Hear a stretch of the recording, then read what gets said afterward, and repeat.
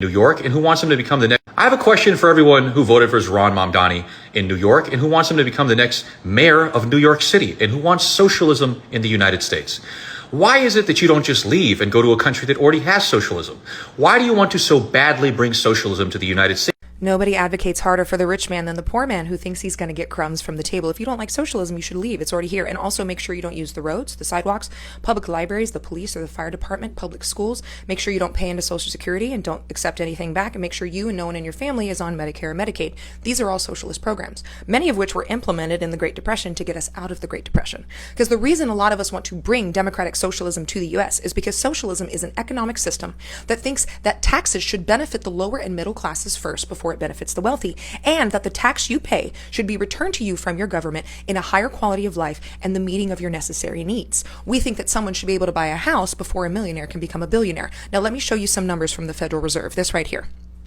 The top 1% in this nation take 30.8% of the total net worth of the economy. Back when we had our most booming economy from 1948 to 1972, that number was 8%. That's how much the wealth has shifted since the 70s. And the top 10% of this country take 67% of the net worth of the economy.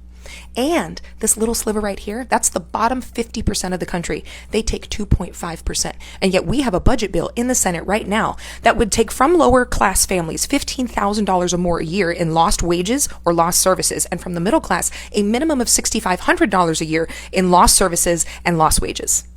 You've been propagandized to believe that socialism and communism are the same thing when communism doesn't allow for private ownership and socialism prioritizes it. It simply prioritizes the lower classes before the upper class, which is why the upper class has told you that socialism is bad and evil and it's communist so that they can get you to not vote for it, because that doesn't work for them. Greedy capitalism works for them, not for us. You could so easily, again, just pack up your things and go to a country that already has it. And I think I know the reason why.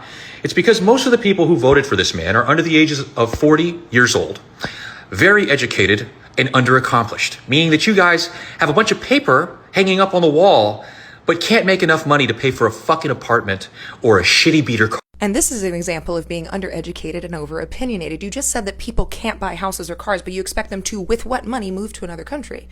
But here's the other thing, and we have actual numbers from this. Since the 50s, minimum wage has had an 11 times increase. Okay, cool. Real estate costs have increased 326%. They convince you that forgiving student loans would be mooching off the government while they allowed the government to forgive their PPP loans. They can't bail out the most impoverished, but we had enough money to bail out the banking industry and the auto industry and the housing industry. And while they lobby for tax cuts and social services for themselves and including bailouts, they tell you that if you just work a little bit harder, you can be just like them. Meanwhile, they've had inherited wealth and tax breaks we don't get to receive.